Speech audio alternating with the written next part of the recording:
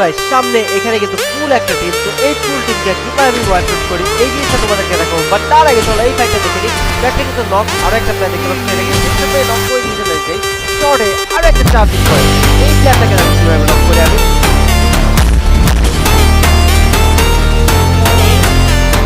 এইটাকে নক করে দৌড়ে থেকে যেতে লাগে, দেখো পিছন থেকে ড্যামেজটা করে দেয় আর আমার কিন্তু একটু কমে যায়, এই জন্য আমি বেশি করতে লাগে। আর সামনে থেকে একটা প্লেয়ার দেখো চলে যাচ্ছে,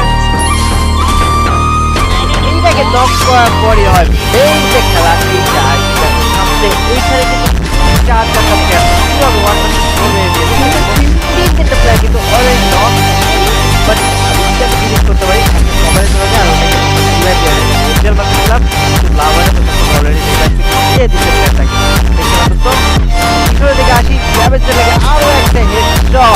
আর এইবার দেখো ড্যামেজ দেওয়ার পরে আমি এবার শর্ট রেঞ্জে চার্জিং করি, এই বলটাকে গাইস ফুল আমি মারতে পারি, 1 ভার্সেস 4 করতে পারি। অবশ্যই কিন্তু সাবস্ক্রাইব করে ফেলো যারা এখনো সাবস্ক্রাইব করে, তো সবাই লাইকটা করে মেক শিওর টু সাবস্ক্রাইব। তো দেখতে পাচ্ছ নক এখন লাস্ট কি লেভেলে ফাইট হয়েছে তাই না?